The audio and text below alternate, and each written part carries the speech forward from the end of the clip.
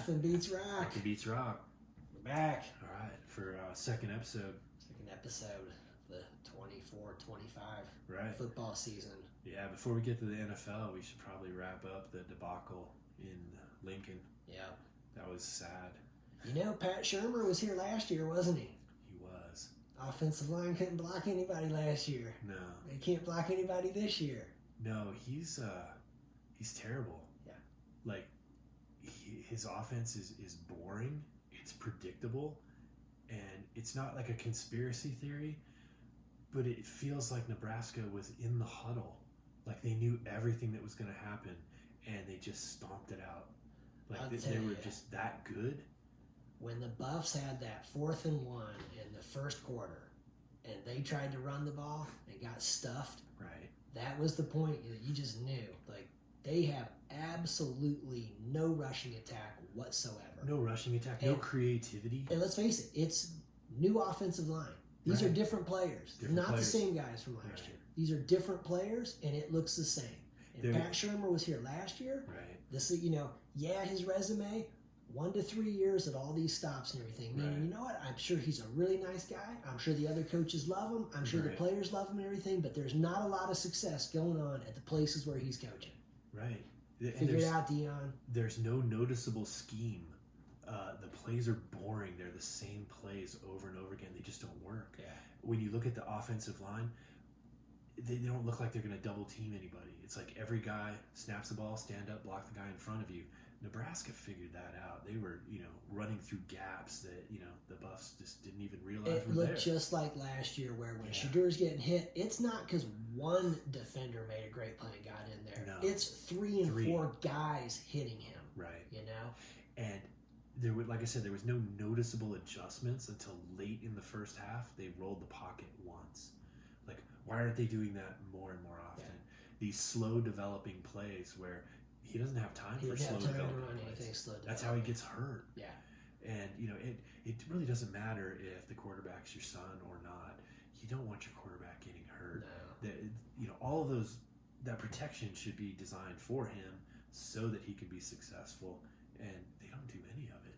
It's the just only sad. bright spot you could see in that one is that the defense might actually be a little bit better this year than they were last year. Right. That game, we were joking about it. Is this going to end up, are they going to top 50 points? Right. Because that's how it looked. And so for it to end up 28-10, maybe a little misleading, but defensively at least they held them somewhat. Yeah, that final score was a gift because it didn't show you exactly how dominating Nebraska was. Yeah. They beat the Buffs in every possible category, coaching included. Yeah, puts them in a must-win situation. Going up to Fort Collins. Yeah, Pat Shurmur. Yeah, exactly. Against Colorado State. Pat Shurmur's got 3 of the most dynamic players on offense in the entire country, and he can't come up with anything cool for them to do. No, nothing nifty. It doesn't have to be trick plays, but there's no nuance to it. It's just the same wide out screen. We're gonna run it straight up the middle. We're gonna get our quarterback hurt, like over and over again. Like how long do you get to keep your job? Because if he does that in Fort Collins this weekend, I can't imagine he keeps his job. Yeah, it's looking pretty bad. This is absolute must-win for the Buffs. I think for the Buffs right now, they just got to be hoping that it turns out Nebraska's defense is actually quite good, and that they're going to be a decent team, and that the Buffs can start to get a little bit of traction this weekend playing CSU. But if this game against CSU looks like last year, where the Buffs were dominated up front on both sides of the ball by CSU, and we're lucky to win. That's going to be a long season. Dion, call Coach Saban. Get some help from Nick Saban. Right. Yeah. I don't think Nebraska is going to be this awesome team in the Big Ten. I think they're going to be mid-pack or maybe behind. But they're definitely better than they were last year. They made improvements, and we did not. Right. We look the same. Very difficult to think the Buffs are any better than they were last year. Yeah. Maybe the defense. It's quite possible. Maybe. Quite possible the best Buffalo coach on the field is actually in the press box. Calling the game. Gary Barnett. Gary Barnett. Talk to Gary Barnett. He might be able to help you out. He's really close. I'm sure he'd come down. CU's a gold mine. Yeah.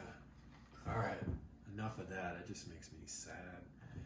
If we move on to the NFL, Let's go to NFL. Little AFC West recap. the week 1 was awesome. Yes. There was great games all over the place. Thursday night. Yeah, Chiefs Ravens Chiefs game. Ravens. That Arrowhead. wasn't a week 1 game. Chiefs that was win like by an inch. That was a playoff game. It was awesome. It was And no, they didn't win by an inch. They won by a quarter of an inch. Yeah. That was the craziest thing. Yeah. And they were going for 2. They were going for 2. You saw Harbaugh on the sideline when they went to him. Yeah. He's like going for 2 and just thinking, oh man, that is the right call. Balls. Forget overtime, man. Yeah. No way you're doing that. No, you got a chance. Yeah. I was Take it in your own hands. I was Definitely. almost disappointed that the touchdown was waved off because I wanted to see him go for 2. Yeah. Like what was going to happen? I'll tell you, that dude Likely, the Yeah. Ravens got to be pretty excited about that. He looked real good out Very there. good. You know? And for the Chiefs too, Worthy. Xavier Worthy. Oh my God. Yeah, there got. What do you have the ball? Yeah. 3 times, 2 Yeah, touchdowns. 2 touchdowns. No one touched him. Yeah, He's so fast. yeah. And then Rice, awesome. Yeah. Rice. Yeah, yeah, I don't know what his deal is if he's going to miss games later, but he looks very good right yeah. now. He looked real good. The whole team looks good. Pacheco, man, I'd have him on my team in a second. I mean, he's like a UPS truck full of pain. Yeah. He's so good. Yeah, He didn't get the ball a ton, but man, he is so hard to tackle. yeah. Sometimes he's not touched for 7-8 yards, and when he is touched, I His would not running want- style, they were describing it is it's like he's angry at the ground. Yeah, You know. it's just pain. I wouldn't Yeah. want to tackle him. Yeah. Yeah, So both those teams, they got to be excited because that Yeah. game they were offensively able to move the ball a lot better Yeah. than they did in the playoff game against Right. what looked like probably 2 of the top defenses in the league. yeah, And then really you're looking at the Ravens and you're thinking, man, the illegal formation penalties, they got to be bummed about that, because they have officials coming in during their training camps and everything Yeah, to they make sure should've that known. they're doing stuff okay, and they did it over and Yeah. over. yeah. They And should then have known by now. the Chiefs. They had three preseason games, which is more than enough to iron that. Yeah, out. that was surprising to me. And with the Chiefs, the one thing I saw with the Chiefs, there were actually kind of 2 weaknesses, man. One was I thought their 3rd and long defense was not good. There were They did give up some yards. the 3rd and 10, 3rd and 11, 3rd and 12s, and the Ravens were converting them. So I know the Chiefs going to be a little concerned about that. Also, the Chiefs had at least 4 drops in this game. Okay, it didn't hurt them like Kadarius Toney last year against the Right. Lions in the first game, but think about it. It was okay. P. Ryan had one where it was going to the left side. Mahomes dumped it off to him. He dropped it. It would have been a first down. Then Pacheco had one. There was a little wheel route thing, and man, That was that a looked like touchdown. that was a touchdown. Yeah. And then Juju Schuster-Smith dropped one at the goal line where he was probably going to be tackled at the 1 or Yeah. inside the 1. And then Kelsey had a drop that was inside the 10. That wasn't going to be a first down and stuff. But after last season, Still 4 It compared was- to last year, where it would have been more like 12. that's the thing. It Huge was such improvement. you think it was such a point of emphasis for them to be Yeah. like catch the ball. Right. That to see that was a little like you guys still got to work some of that stuff out. Yeah, there's still the sting from last year, but I thought they They didn't lose the game like against the No. Lions last and year. they tightened that up. Yeah. So if it was 10 or 12 drops last year, it was only 4. So, So pretty good. question for the Ravens: Yes. can Lamar Jackson run the ball like that all season and survive? No, because every time he does it, there's the chance he's going to get hurt. He's not built like a fullback to take that kind of beating. That's always been my problem with them. Like it's like he can't lead them in rushing and passing. And They I thought got that's they why got to got kind of Henry. hope that maybe as they get into some of the rest of the season that they don't have to do that. I was hoping that it got skewed for this game because he just wanted to go after Mahomes. They were definitely He wanted to show that he was better than he was last year in the championship game and lost. So hopefully in week 2, 3, and 4, Henry will take on more of the load. right. Because he's a big, mean running back as well. Yeah, you don't want to use Jackson up. No, because if he gets hurt, If he's not there in the playoffs, you're not going anywhere. oh no, if he gets hurt next week, I mean, it's like their whole season They just look like a very spirals. different team. Yeah. So yeah, that's always been the concern. But if he's healthy, he's spectacular. Yeah, It's so much fun to watch. yeah. Because they just don't. I always wonder why don't they have a spy on him all the time, especially those 3rd and longs. There should have been one guy that just had his eye on him because maybe they don't get him, but at least there's somebody there to keep him from getting 20 yards. Maybe Right. he gets 10 or 12, but Yeah, he's awesome. Yeah. But if he goes down, I think your whole team goes down. Right. The other games for last week, the Chargers and the Raiders. Raiders. That was kind of a boring game, but it was Harbaugh's. That was Jim program. Harbaugh football. Yeah. Smash mouth. Yeah, We're going to run it on you, and we're going to stop the run. We're Yeah. going to play defense. Yeah. and no turnovers. I think the turnovers were 3-0. Yeah. So Dobbins, right? That's the running back. He had, I think, 135 yards. but he only had like You know? 30 or something in the first half. Yeah. They had 50 as a team. Yeah. So In the second half, they just, Right. yeah. yeah, they're going to be tough because once they start to buy in and once they start to see the wins, they're going to play better. And they won that game comfortably by the end. You Yeah. know what I mean? This was Yeah. not a one possession game and everything. Like by Right. the end, they put the Raiders away. And I think with the Raiders, Gardner Minshew, again, serviceable quarterback. He was not the problem and No. everything. He played okay. I think he had a fumble and where he got stripped, and I think he threw an interception. But He looked good.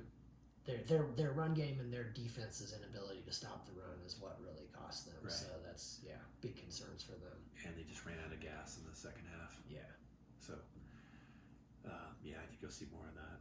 yeah, The Raiders just seem to do that. yeah. The other game that I really liked, the Broncos and the Seahawks. Right.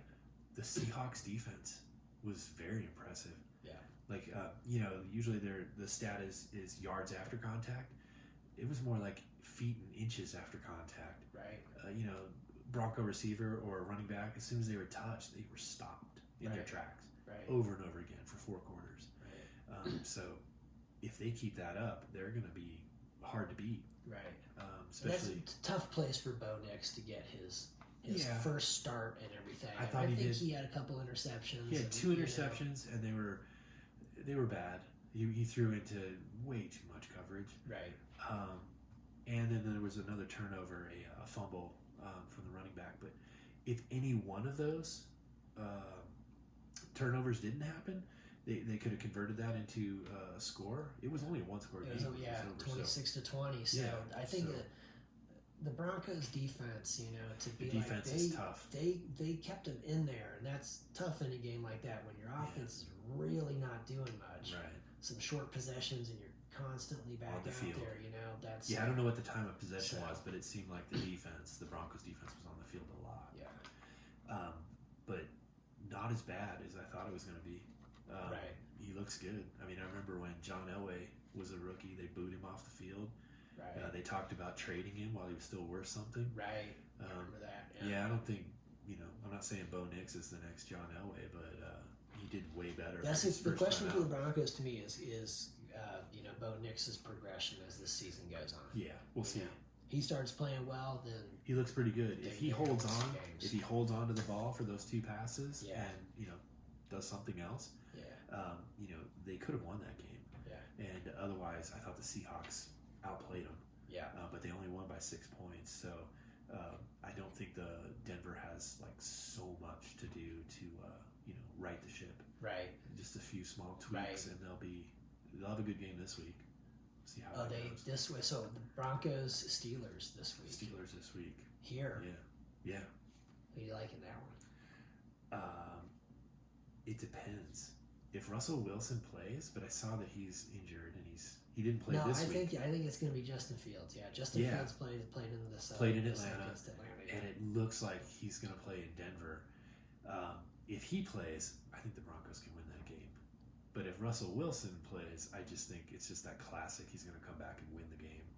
In his old, go and play for his man. old stadium. You and- think? See, I think if Russell Wilson plays, that stadium's going to go bananas and make it so. impossible for him to hear anything. Yeah, but it just seems like that unlucky karma kind of thing where he comes back and wins when he couldn't win a single game when he played for the team.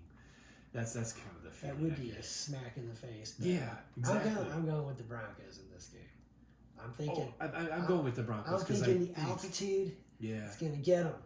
yeah, and You know, I think that Denver's Russell a Wilson's tough not place playing. to play. It is. It really is. I Yeah. think the Broncos probably actually have the best home field advantage in the NFL.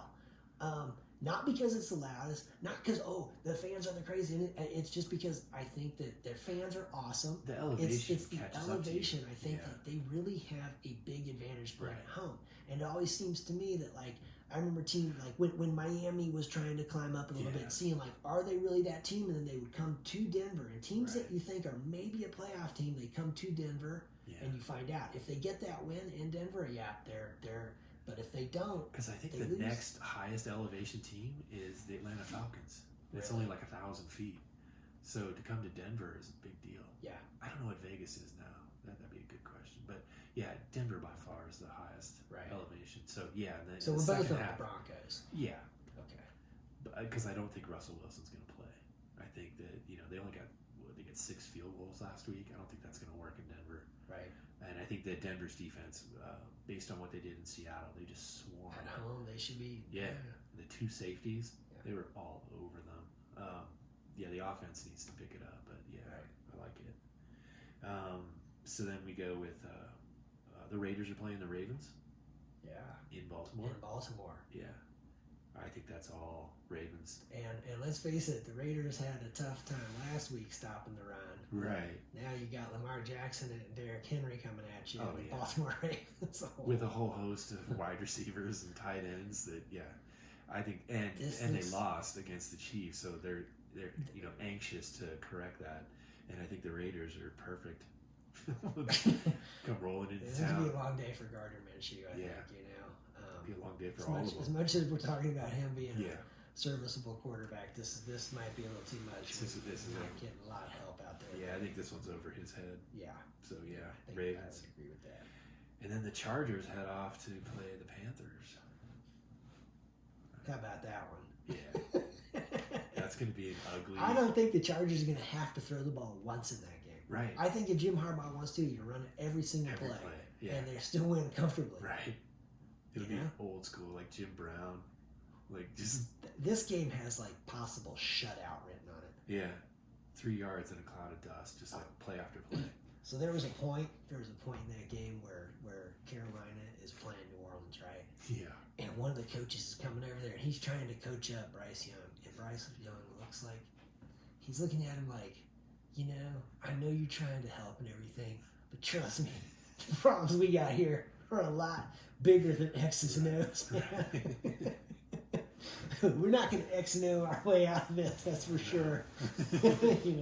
We need the transfer portal. Yeah, Yeah, it's awful. Oh, God. So, all right, so Chargers, no problem. Oh, God, yeah. Chargers. And then the AFC West will wrap up with Bengals at the Chiefs. Bengals at Arrowhead. Yeah, well, the Bengals, coming off of getting Jacoby Brissetted. Yeah. We've been saying it on here. Jacoby Brissett, totally capable quarterback. Yeah. Gerard Mayo is the coach of the week for naming him the starter and everything. They go into Cincinnati, they get the win. And they dump Gatorade on him in Yeah. game 1. So, good job. Good job, Jacoby Brissett. Yeah. So, now the Bengals are going into Arrowhead. And the thing about this is, I'm going with the Chiefs. They're yeah. playing at Arrowhead. They got a little extra rest from playing on Thursday Yes. instead of on Sunday. And there is no love lost between these two teams. No. The Bengals had a 3-game win streak on the Chiefs at one point and everything.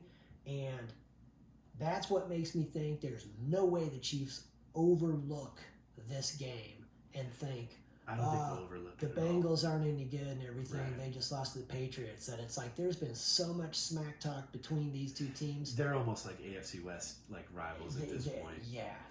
And I don't think that the Chiefs had such a great game against the Ravens Oh, that they they're overconfident. exactly. They know. think They saw like, oh man, he was Yeah. a quarter of an inch away. Right. And it was like his toenail. Yeah. I mean, it was.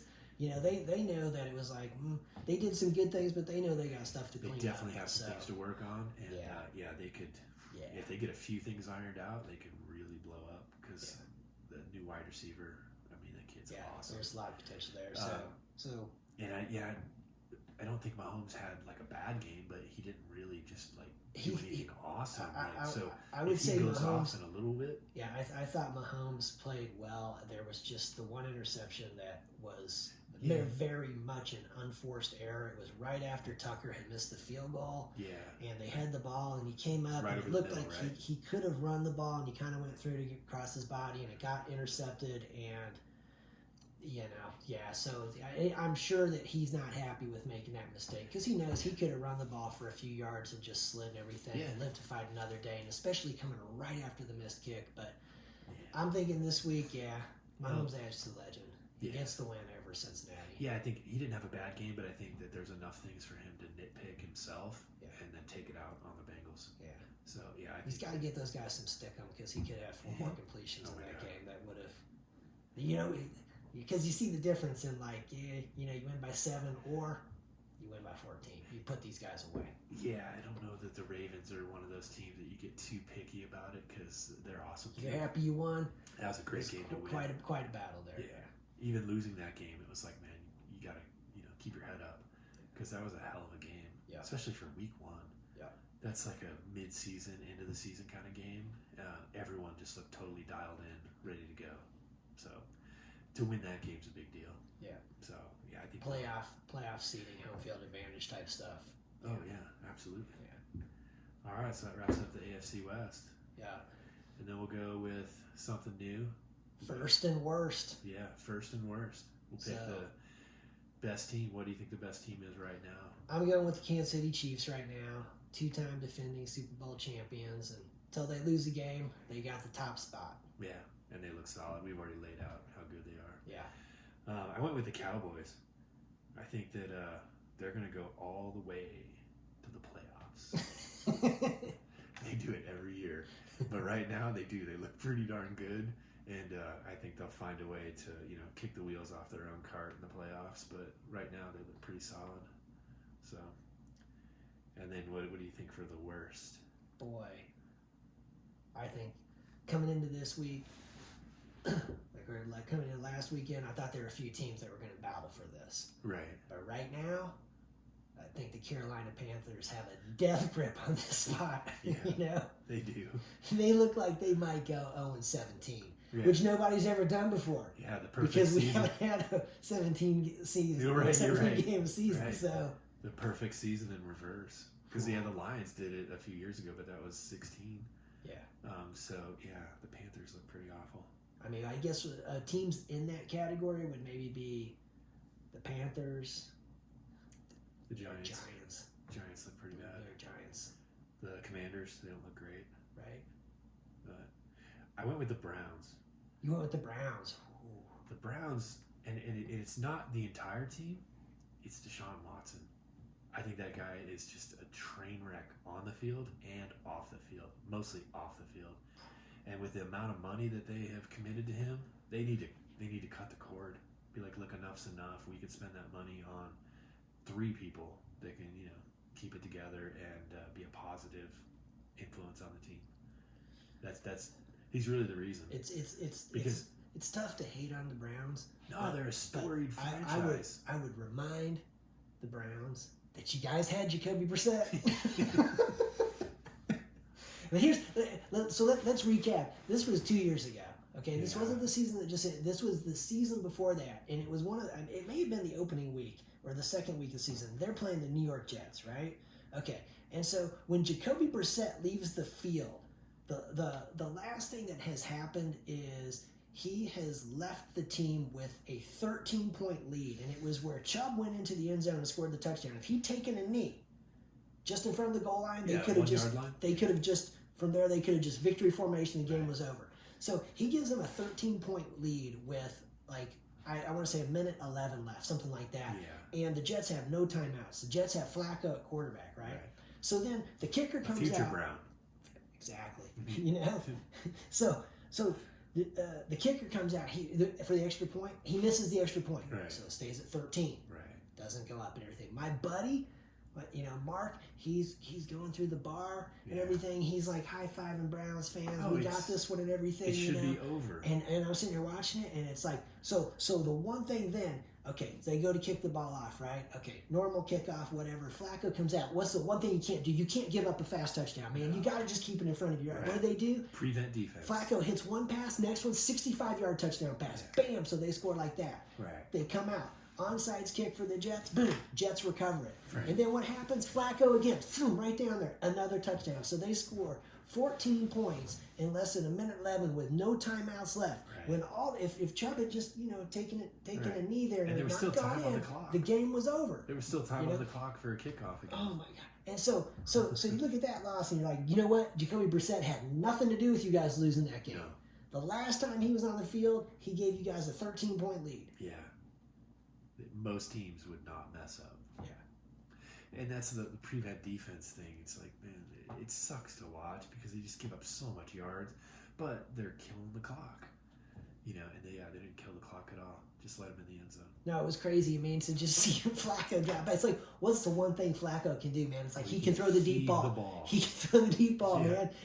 And on the money too. You remember as a Broncos fan, Yeah. I mean, the Ravens game in the playoffs that year, and it was just like they had it. And then that one dude, Flacco chucks it up there, and he gets behind the safety, and you're like, oh man, just gotta keep it in front of you, man. That was such a gut wrenching thing because you just saw it happen in slow motion. You're like, oh no, he's got like 5 yards on him.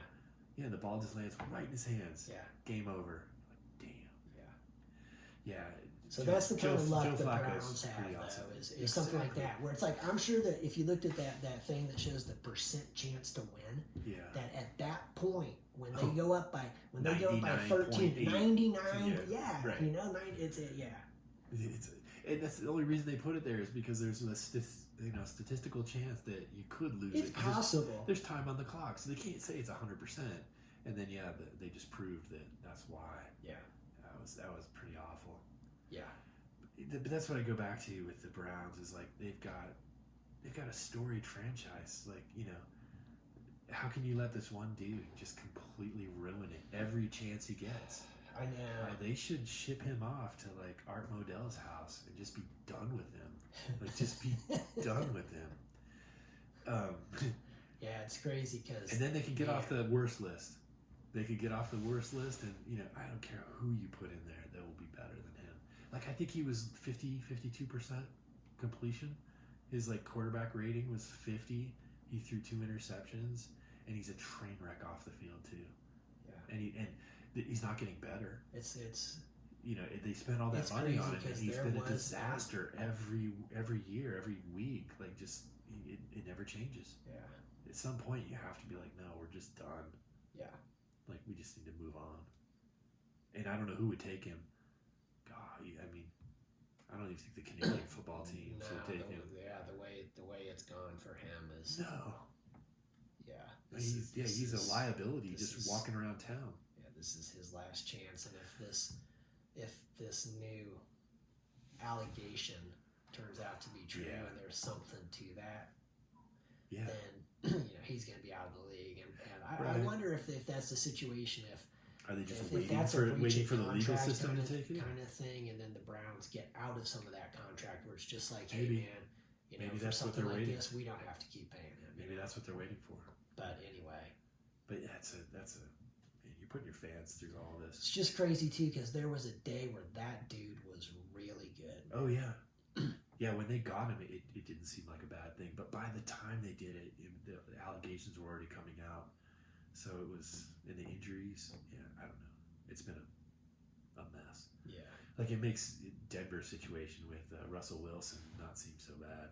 Like with the money lost, I think Cleveland needs to just tear the Band-Aid off. The Broncos situation with Russell Wilson. It's like, hey, they swung through the fences, but with Wilson, there's not a bunch of like off the field problems. Yeah, no, it was all on the field going on. It's just we just wanted to win, and so we brought this guy in thinking he could do that. With Cleveland, they really took a chance because there was all of that, and then it's like, man, you tied up all this money and everything, and it's really not panning out. And now there's more of this, and just like,